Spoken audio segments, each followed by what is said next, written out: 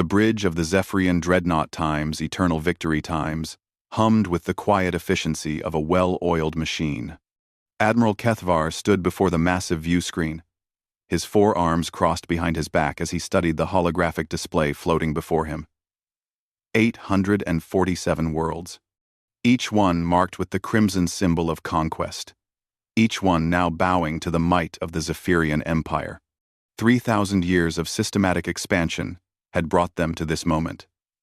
The galaxy belonged to them, world by world, system by system. Their method was perfect in its simplicity: arrive, demand surrender, and crush any resistance with overwhelming force. No civilization had ever successfully defied them for more than a few standard days. "Admiral," came the voice of his tactical officer, Commander Vex Thule. "The next target has been selected by High Command." Kethvar turned his attention to the new coordinates appearing on his display.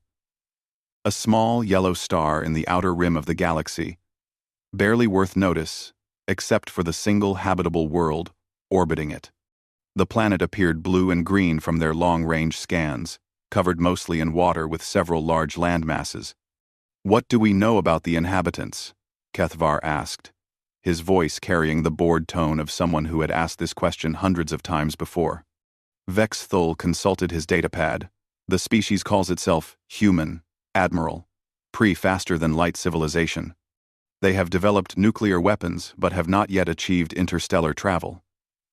Population, approximately 8 billion individuals spread across multiple nation-states." The Admiral nodded. It was a familiar pattern. Most worlds they encountered were in similar stages of development, advanced enough to be potentially troublesome if left alone for another few centuries, but too primitive to pose any real threat to the Empire. "Military capabilities?" he asked. "Basic kinetic weapons, some directed energy systems, and crude nuclear weapons," the commander replied. "Nothing that could penetrate our shields. Our xenobiologists classify them as moderately aggressive pack hunters. They wage wars among themselves frequently, but show capacity for cooperation when faced with external threats." Kethvar allowed himself a small smile. Pack hunters. That meant they might actually put up a fight, which would make this conquest slightly more interesting than the last few worlds that had simply surrendered upon seeing their fleet. "How many ships will we need?" he asked. "Standard protocol suggests 3 dreadnoughts should be sufficient, Admiral. However, given their apparent tendency toward aggression, I recommend we deploy the full squadron. 10 dreadnoughts should ensure rapid compliance." The Admiral considered this. The Empire preferred swift, decisive victories. It saved time and resources that could be better spent on the next conquest. "Approved. Signal the fleet. We jump to their system in 6 hours." As his crew began preparations for the next conquest, Kethvar returned his attention to the holographic display. The blue world rotated slowly before him, its surface innocent and unassuming. Soon it would bear the same crimson mark as all the others. The jump to hyperspace was smooth and efficient. The Zephyrian fleet emerged at the edge of the human solar system exactly 18 hours later, their massive ships casting shadows across the small, rocky worlds that orbited closer to the star. Earth hung before them like a jewel, its surface swirled with white clouds and marked by the lights of civilization on its dark side. It was actually quite beautiful, Kethvar thought. Some of the worlds they conquered were barren or hostile. This one looked pleasant. It would make a fine addition to the Empire once the current inhabitants were dealt with. "Admiral, we are detecting multiple artificial satellites around the planet," reported his sensor operator. "Primitive communication and observation devices. Some appear to be weapons platforms, but nothing that could threaten our ships. Any signs they have detected us?" "Unknown, sir. Their scanning technology appears too limited to detect us at this range." Kethvar nodded. Time to announce their presence. He moved to his command chair and activated the communication system. The message would be broadcast on all frequencies the humans used, translated into their major languages by the ship's computers. Inhabitants of the third planet of this system, he began, his voice carrying the weight of absolute authority. I am Admiral Kethvar of the Zephyrian Empire. Your world has been selected for incorporation into our domain. You have 72 standard hours to surrender unconditionally. Lay down your weapons, cease all military activities, and prepare to receive our representatives. He paused, letting the weight of his words sink in across the vast distance to the blue world below. Resistance is futile. We have conquered 847 worlds before yours. None have successfully defied us. Submit peacefully, and your population will be preserved as subjects of the Empire. Resist, and your species will be cleansed from this galaxy. The transmission ended. Now came the waiting period. In his experience, most civilizations went through predictable stages after receiving such a message. Denial, panic, desperate attempts at negotiation, and finally acceptance or defiant last stands. Deploy long-range scanners, he ordered. Monitor all their communication channels. I want to know how they react to our message. 20 weigh 40%. 10'll stay 2. As the hours passed, the crew of the Times Eternal Victory Times watched and listened to the chaos unfolding on the planet below. Human communication networks lit up with frantic traffic. Their leaders gathered in emergency sessions. Military units were mobilized, though what they hoped to accomplish with their primitive weapons was unclear. It was all perfectly normal, exactly what Kethvar had seen on dozens of other worlds. The humans were following the same pattern that every other species had followed when faced with the overwhelming might of the Zephyrian Empire. The 72-hour deadline approached. Kethvar expected the usual outcome, either a desperate plea for mercy or a futile gesture of defiance. Either way, the result would be the same. Earth would become the 848th world to fall before Zephyrian might. He had no idea that everything he thought he knew about warfare was about to change forever. The United Nations building in New York had never seen anything like this. Representatives from every nation on Earth sat in stunned silence as the alien transmission played for the 5th time. The voice was cold, mechanical, speaking perfect English, Mandarin, Spanish, Arabic, and dozens of other languages simultaneously. Secretary General Maria Santos stared at the translation displayed on the screen before her. 72 hours. 847 conquered worlds. The numbers were too large to truly understand, but their meaning was crystal clear. Humanity was being given a choice: surrender or die. How do we even respond to something like this? Whispered the Russian ambassador, his face pale as he studied the images their telescopes had captured. 10 massive ships hung in space beyond the moon, each one larger than any city on Earth. Dr. James Chen, director of the Global Defense Initiative, stood at the podium with trembling hands. Our analysis confirms what they told us. Those ships are real. Their technology is thousands of years ahead of ours. One of those vessels could destroy every major city on Earth within hours. The Chinese representative leaned forward. What about our nuclear weapons? Surely we can hurt them. Dr. Chen shook his head slowly. We ran simulations. Our most powerful weapons would barely scratch their outer hulls. It would be like throwing stones at a tank. Then we surrender, said the Brazilian ambassador. What choice do we have? We cannot fight them. We cannot surrender either, replied the German representative. Look at what they said. 847 worlds conquered. What happened to those people? Where are they now? The room fell silent again as the horrible implications sank in. The aliens spoke of conquering worlds, not making allies. They demanded unconditional surrender, not negotiation. This was not first contact with a friendly civilization. This was an execution notice. President Sarah Williams of the United States stood slowly. We need more information. Has anyone tried to communicate with other worlds? Are there any other civilizations out there that might help us? We have been broadcasting on all frequencies for the past 48 hours, Dr. Chen reported. Nothing. Either there is no one else out there, or no one is willing to help us. The French ambassador raised his hand. What about evacuation? Can we get some people off the planet? Where would they go? Asked Dr. Chen. Our fastest ships would take decades to reach the nearest star. And even if we could evacuate a few thousand people, what about the other 8 billion? The clock on the wall ticked steadily toward the deadline. 18 hours remaining. The world outside continued to function, but barely. Stock markets had crashed.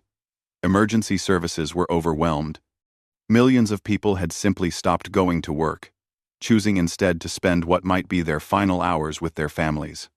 Admiral Kethvar watched from his ship as the chaos unfolded on the planet below.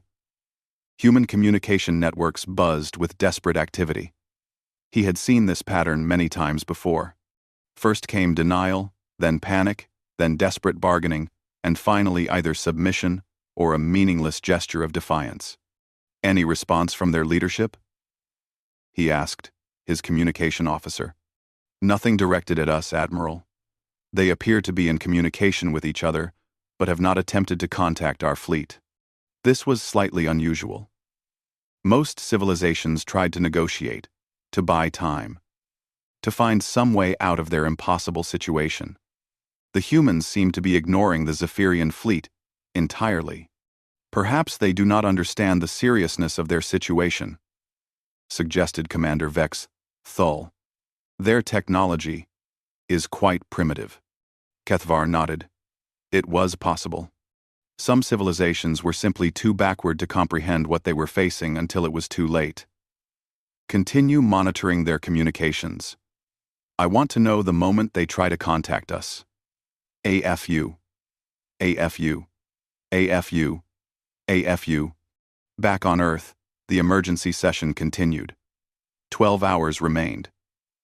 The debate had gone in circles for days. Some argued for surrender, others for resistance, and a few suggested desperate attempts to hide or evacuate. But everyone knew the truth. There were no good options. We need to do something, President Williams said.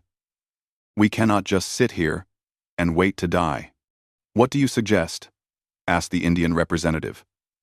Our weapons are useless. We have no allies. We cannot run fast enough or hide well enough to escape them. Secretary General Santos looked around the room at the faces of Earth's leaders. For the first time in human history, every nation on the planet faced the same enemy. Every political difference, every border dispute, every historical grievance seemed meaningless in the face of extinction. There is one option we have not discussed, she said quietly. The room turned to her. What option? Asked the Japanese ambassador. We could tell them the truth. What truth? President Williams asked. Santos stood and walked to the window overlooking New York Harbor. The city below looked normal, but she knew that appearances were deceiving. The entire world was holding its breath, waiting for Judgment Day. The truth about who we really are, she said. The room erupted in confused murmurs. What are you talking about? Demanded the British representative. Santos turned back to face the assembly. There are things about human history that most people do not know. Classified information that has been hidden for decades. Archaeological discoveries that do not fit with what we teach in schools. Genetic evidence that suggests our evolution was not as simple as we believed. Dr. Chen leaned forward. I am saying that maybe it is time to open the vault. To tell them what we found buried under the ice in Antarctica. To show them the records we discovered in those caves in Peru. To admit that humanity's past is more complex than anyone imagined. The silence that followed was different from the shocked quiet of earlier. This was the silence of people realizing that everything they thought they knew might be wrong. Are you suggesting, President Williams said slowly, that we have information that could change our situation? I am suggesting, Santos replied, That we may not be as helpless as we think. But using that information would mean admitting things that were meant to stay hidden forever. Round. Quote. 6 hours remained until the deadline. The assembled leaders of Earth looked at each other with new uncertainty. They had come together to decide humanity's fate in the face of an impossible enemy. Now they wondered if they had ever really understood humanity at all. In space, Admiral HFY continued to wait for the expected response. He had no idea that the prey he thought was trapped was about to reveal that the trap had been set for someone else entirely. With 1 hour remaining before the deadline, the transmission came from an unexpected source. Not from the United Nations headquarters, not from any world capital, but from a small research station in Antarctica that most people had never heard of. Admiral HFY was reviewing deployment plans for the cleansing operation when his communication officer suddenly straightened. "Admiral, we are receiving a transmission from the planet." "Finally," HFY said. "Put it through. Let us hear their surrender." But what came through the speakers was not what he expected. The voice was calm, measured, speaking in perfect Zephyrian rather than any human language. That was the first shock. The second was the message itself. Zephyrian Fleet Command, this is Deep Archive Station 7. We acknowledge your ultimatum. Before you proceed, please verify the following coordinates. What followed was a list. A very long list. Numbers that meant nothing to the human populations listening on their radios and televisions, but meant everything to Admiral HFY and his crew. The first coordinate was for a world called Kepler 442b. The Zephyrians had conquered it 800 years ago. The second was for Gliese, 667 CC, conquered 1,200 years ago. The third, fourth, fifth. Each one was a world the Zephyrian Empire had conquered, some recently, some in the distant past. But these were not just any worlds. As the list continued, HFY felt a cold dread growing in his chest. These were classified conquests, secret operations, worlds that had been wiped from official records, their very existence denied. The voice from Earth continued with mechanical precision. Kepler 186f, conquered 2,847 standard years ago. Population of 12.7 billion. Valdrani eliminated. Official records list system as uninhabited. Actual status: complete surface sterilization, followed by mineral extraction. Commander Vex Thule looked up from his station, his face pale. "Sir, how could they know about Kepler 186f? That operation was classified above our clearance level." The transmission continued. HD 40,000. 307 grams. Conquered 1,654 standard years ago. Population of 800 million. Vekmari eliminated. Official records list, cause as natural plague. Actual status: biological weapons testing facility. HFY's hands began to shake. HD 40,000. 307 grams had been one of the Empire's darkest secrets. A world used for experimenting with bioweapons that were later deployed against other species. Even he had not known the true details of what happened there. Wolf 1061. C. Conquered 3001 standard years ago. Population of 2.1 billion. Corvani eliminated. Official records list system as resource depleted. Actual status: first test of planet-cracking weapons. The list went on. And on. Each coordinate represented a world the Empire had destroyed, and each description contained information that should have been impossible for any outsider to know. Technical details about weapons used. Exact population counts. The real reasons for each conquest. Stripped of the propaganda that justified them to the Empire's citizens. "Sir," whispered the sensor operator, "some of these coordinates."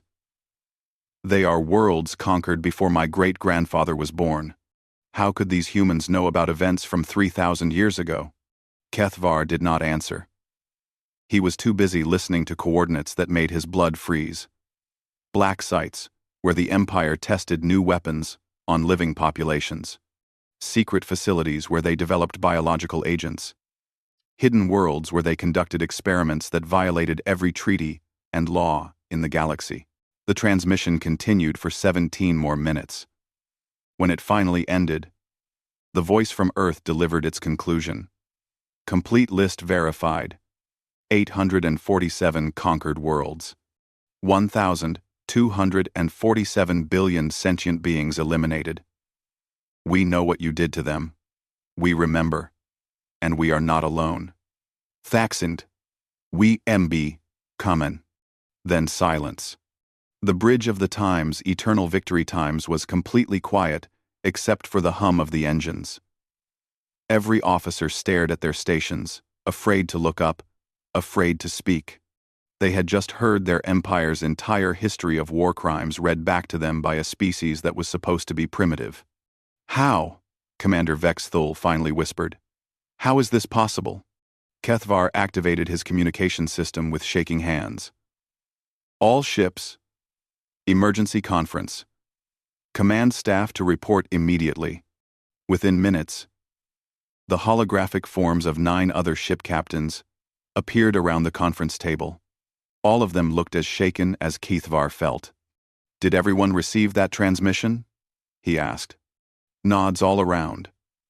Captain Morthek of the Dreadnought Times, Iron Fist Times, spoke first.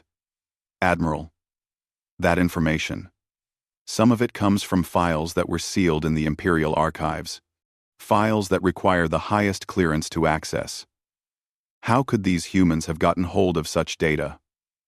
More than that, added Captain Veltar, from the Times Stormbringer asterisk. Some of those events happened before the current database system even existed. The records would be in the old archives on the homeworld, if they exist at all. Kethvar looked around the table at his senior officers. These were veterans who had conquered dozens of worlds between them. They had seen every kind of resistance, every desperate gambit civilizations used when facing extinction. But none of them had ever encountered anything like this. Analysis? He asked his intelligence officer. 3 possibilities, Admiral, the officer replied, consulting his datapad with trembling hands. First, someone within the Empire has been feeding information to these humans for an extended period. Second, these humans have intelligence-gathering capabilities far beyond what our scans indicated. Third, Kethvar prompted. Third, they already know about us because they have encountered us before. The silence that followed was deafening. Captain Morthek was the first to voice what everyone was thinking. You mean they might be survivors from one of the conquered worlds? Impossible, Commander Vexthul said immediately. Our cleansing operations are thorough. No survivors are left behind. But even as he said it, doubt crept into his voice. The intelligence in that transmission was too detailed, too accurate, too personal to have been gathered from outside sources. It sounded like the testimony of witnesses, of people who had been there. Kethvar stood slowly, his mind racing through implications that made him sick. If humans were survivors from conquered worlds, then Earth was not just another target. It was a gathering point. A place where the remnants of the Empire's victims had come together. Sir, his communication officer called out. We are receiving another transmission from the planet. Every head turned toward the speakers. The same calm voice spoke again. But this time, the message was different. This time, it was not a list of coordinates. Admiral Kethvar of the Zephyrian Empire, the voice said, your 72-hour deadline has expired. We decline your offer to surrender. We have a counterproposal. You have 72 hours to withdraw from this system and never return. Consider this your only warning. The transmission ended, leaving the Zephyrian command staff staring at each other in disbelief. In over 3,000 years of conquest, No species had ever dared to give them an ultimatum. No world had ever turned their own deadline back against them. But Admiral Kethvar was beginning to suspect that everything he thought he knew about this war was about to be proven wrong. Admiral Kethvar had been a soldier for over 2 centuries, but he had never felt fear like this. The confident certainty that had carried him through dozens of conquests was crumbling as the implications of Earth's message sank in. He stood in his private quarters, staring out at the blue planet that should have been just another easy conquest. The emergency communication from Imperial High Command came 3 hours after Earth's ultimatum. The hologram of Grand Admiral Zexthon materialized in the center of Kethvar's room, his expression grim. "Kethvar," the Grand Admiral said without preamble. "Explain to me how a primitive world just transmitted classified information that dates back to the founding of our empire." "Sir, I have no explanation," Kethvar replied honestly. "The intelligence they displayed should be impossible for them to possess. Some of those records are stored only in the deepest archives on our homeworld. We pulled the files they referenced," Zexthon continued. "Every single coordinate was accurate.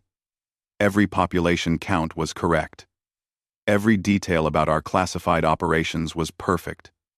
Do you understand what this means?" Kethvar felt his stomach twist. "That we have a massive security breach, sir.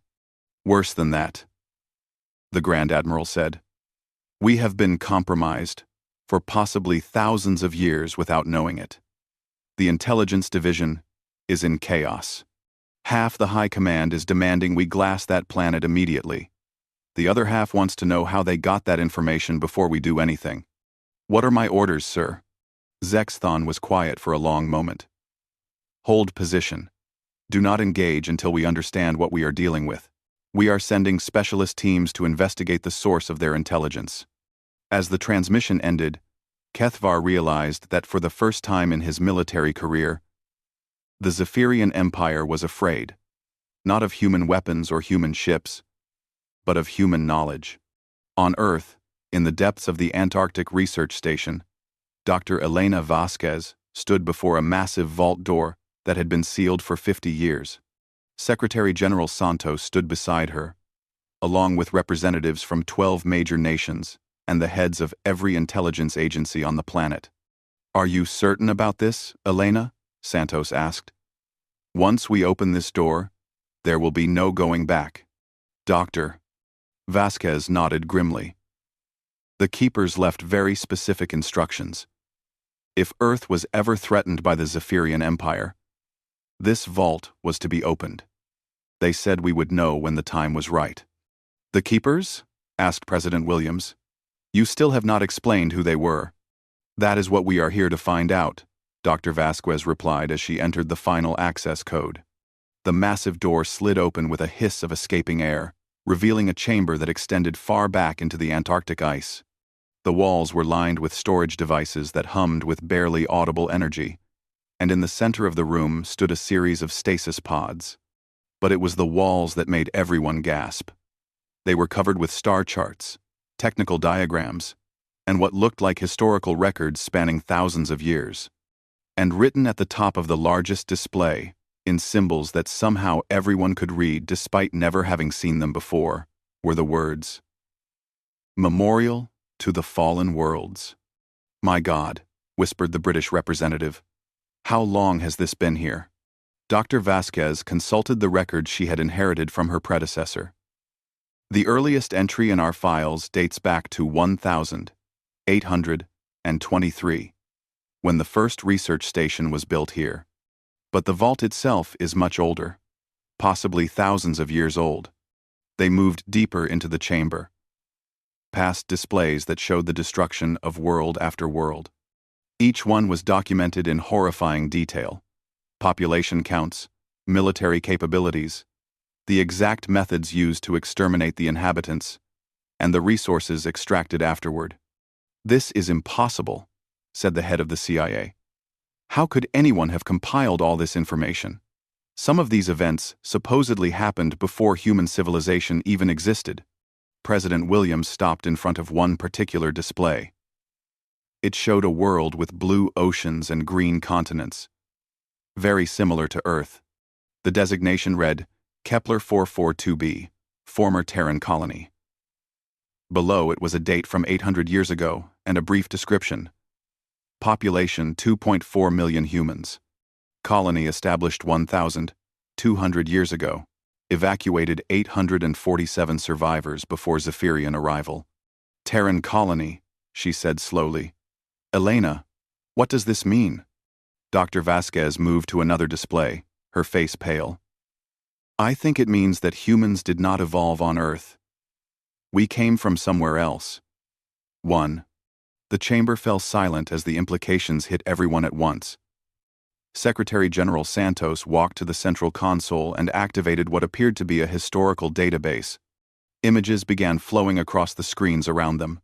Human settlements on dozens of worlds, trade routes spanning the galaxy, and then, destruction. The records told a story that rewrote everything humanity thought it knew about itself. Thousands of years ago, humans had been a spacefaring civilization, with colonies across the galaxy. They had not been conquerors like the Zephyrians, but explorers and traders. They had established peaceful settlements on hundreds of worlds. And then the Zephyrian Empire had begun its expansion. World after world fell. The displays showed the systematic destruction of human colonies, the extermination of billions of people, and the desperate evacuation efforts that saved only small fractions of each population.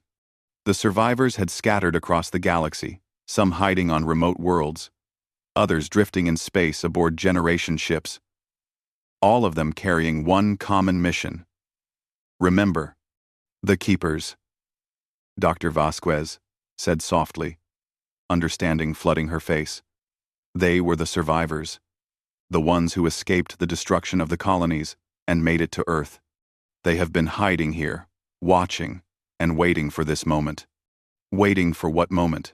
Asked President Williams. A new voice answered from behind them.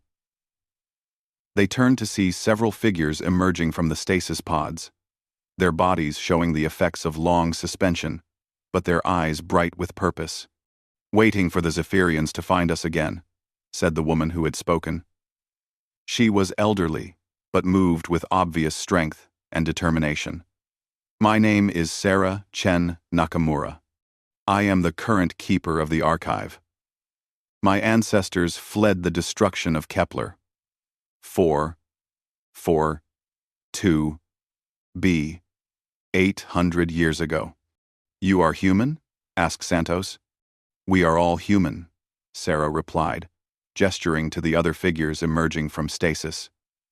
Descendants of survivors from dozens of destroyed worlds. We have been maintaining this archive, documenting every Zephyrian atrocity, and preparing for the day when we would be strong enough to act. But Earth's population, protested the Chinese representative, the archaeological record, our evolutionary history. All carefully managed, Sarah explained. We needed Earth to develop naturally, to build up a large population and industrial base without the Zephyrians noticing. So we integrated with the native population, guided development subtly, and waited. Every human on Earth carries genetic markers from the original colonies, but most of you never knew it. President Williams stepped forward. You sent that message to the Zephyrian fleet. You knew all those classified details, because your people witnessed those atrocities firsthand. Sarah nodded. Every world they destroyed, every population they murdered, every war crime they committed, we have survivors who remember. We have maintained detailed records for 3,000 years. And now, finally, we are ready to act. Ready to act how? Asked Santos. Those ships in orbit can destroy our planet. Sarah smiled, and for the first time since the aliens had arrived, it was not a fearful expression. Maria, did you really think that after 3,000 years of preparation, we would put all of our people on one world? Earth is not our last refuge. Earth is our gathering point. She moved to the central console and activated a galaxy-wide communication system. This is Archive Keeper Sarah Chen Nakamura to all Exodus fleets. The Zephyrians have found Earth. Operation Reckoning is now active. All units proceed to designated coordinates. Across the galaxy, signals began responding. Ships that had drifted in the void for centuries suddenly changed course. Hidden bases on asteroids and rogue planets began transmitting coordinates. Sleeper colonies that had waited in stasis for generations began awakening their populations.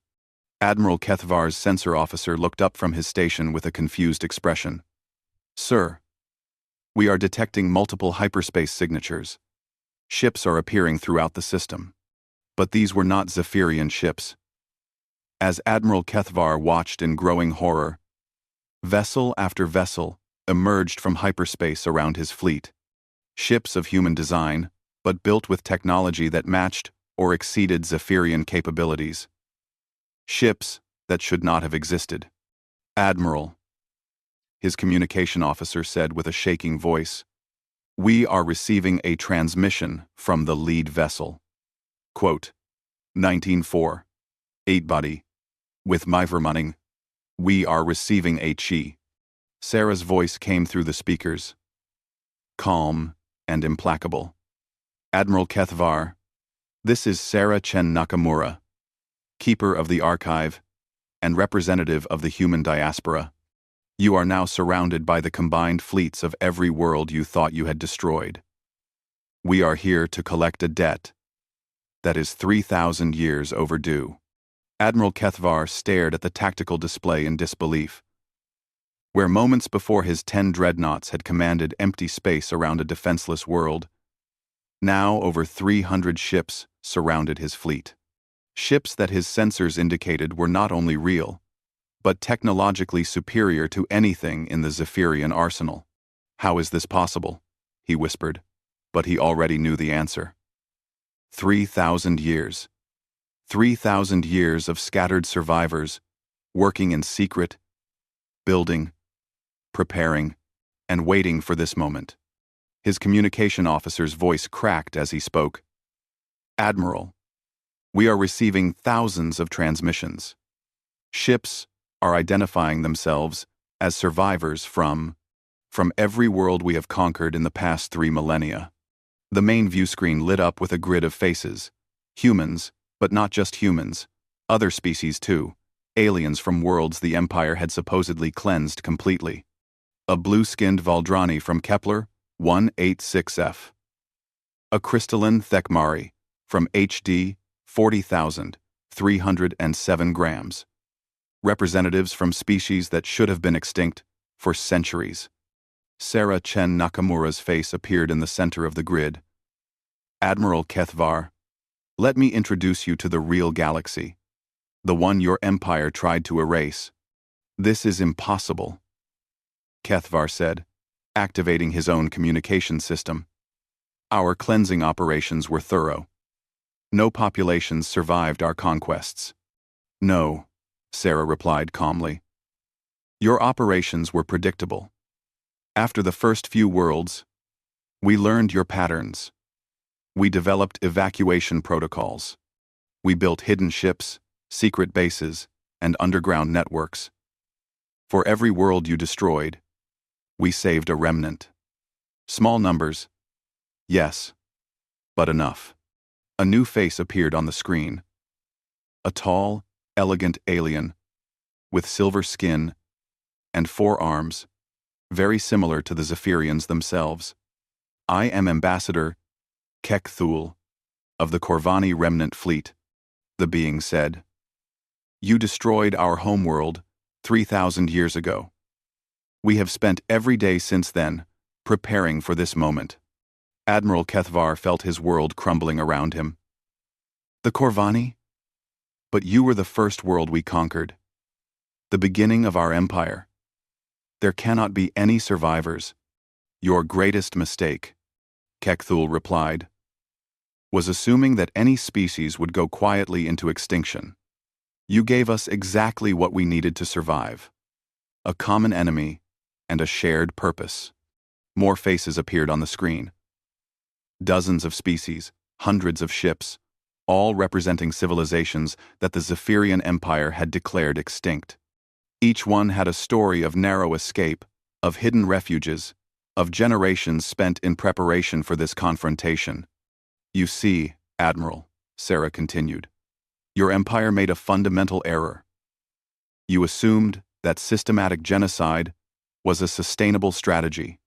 You never considered that the survivors might network with each other, that they might share information, technology, and resources, that they might spend centuries learning your weaknesses. Commander Vex Thule leaned toward Kethvar. Sir, we should contact High Command immediately. This changes everything. But Kethvar was already discovering that even that option had been taken from them. Sir, our long-range communications are being jammed. We cannot reach outside this system. On the view screen, Sarah smiled grimly. We have been monitoring your communication networks for centuries, Admiral. We know every frequency, every encryption method, every relay station you use. Your fleet is completely cut off. The tactical officer looked up from his station. Admiral, the alien ships are moving into attack formation. But Sarah raised her hand. We are not here to destroy you, Admiral. Not yet. We are here to deliver a message. What message? Kethvar asked, though he dreaded the answer. The same message you delivered to us for 3,000 years, Sarah replied. Surrender, or be cleansed. The bridge of the times, eternal victory times, fell silent. For the first time in the Empire's history, a Zephyrian fleet was on the receiving end of an ultimatum. You have 72 hours, Sarah continued, to send the following message to your homeworld. The human diaspora formally declares war on the Zephyrian Empire. We demand the immediate cessation of all military operations, the release of all enslaved populations, and reparations for 3,000 years of genocide. Failure to comply will result in the systematic liberation of every world under Zephyrian control. You cannot be serious, Kethvar said. We are one fleet. Even if you destroy us, the Empire has thousands of ships, millions of soldiers. Admiral, said a new voice from the communication grid, I am General Marcus Torres, commander of the Liberation Fleet. Let me show you what 3,000 years of preparation looks like. The tactical display suddenly expanded, showing not just the local system but a large section of the galaxy. Red dots appeared throughout the display, each one representing a Zephyrian military installation, supply depot, or occupied world. And surrounding each red dot were clusters of blue dots. Every major Zephyrian facility is currently surrounded by our forces, General Torres explained. We have been positioning ships for decades, using the intelligence we gathered to map your entire military structure. Your supply lines have been cut. Your reinforcement fleets are trapped in their home systems. In the past 72 hours, we have effectively isolated every significant Zephyrian military asset in the galaxy. Admiral Kethvar stared at the display, his mind struggling to process what he was seeing. The blue dots outnumbered the red ones by nearly 3-1. How many ships do you have? Every survivor built ships, Admiral, Sarah answered. Every hidden colony developed weapons. Every generation taught their children that this day would come. We have been playing a very long game, and today, it ends. The Empire will never surrender, Kethvar said. But his voice lacked conviction. Then the Empire will fall, replied Ambassador Kekthul. We learned everything from you, Admiral. Your tactics, your strategies, your weaknesses. We know how to break worlds because we watched you do it to ours. The only difference is that we will offer surrender terms. You never did. General Torres leaned forward. Your homeworld has been under surveillance for 200 years, Admiral. We know the location of every military facility, every government building, every escape route your leaders might use. We know your defensive capabilities better than you do. This is impossible, Commander Vex Thule whispered. Our security is absolute. Sarah's expression hardened. Your security assumed you had killed everyone who might want to infiltrate it. You never considered that some of us might look exactly like you. On cue, several Zephyrian faces appeared on the communication grid. But when they spoke, their words carried the same quiet determination as the human survivors. "I am Captain Velkoth of the Zephyrian Liberation Front," one of them said. "My family were dissidents who refused to support the Empire's expansion. We have been working with the diaspora for 800 years. Admiral Kethvar felt the last of his certainties crumble. Not only were there survivors from every conquered world, but there were Zephyrians working with them. His own species had betrayed the Empire. "You have 72 hours, Sarah repeated. "Deliver our message or face the consequences. Unlike your Empire, we will give you exactly the time we promised." "And if I refuse?" Kethvar asked. The communication grid filled with the faces of survivors from hundreds of worlds. Thousands of years of suffering, loss, and determination stared back at him through the screen. "Then you will discover what it feels like to be on the other side of a genocide," Sarah said quietly. "We learned from the best teachers in the galaxy. You." As the transmission ended, Admiral Kethvar sat in his command chair and realized that the Zephyrian Empire's reign of terror was over. They had created their own destroyers by leaving witnesses alive, and now those witnesses had returned with 3,000 years of patient fury. The hunter had become the hunted, and the prey had grown very sharp teeth indeed. Outside the viewports of the Time's eternal victory asterisk, the stars themselves seemed to be watching as the balance of galactic power shifted forever. Earth hung peacefully in space, no longer a target for conquest, but the symbol of something the Zephyrian Empire had never believed possible: that the dead could rise again, and that justice, however delayed, would eventually find its way home.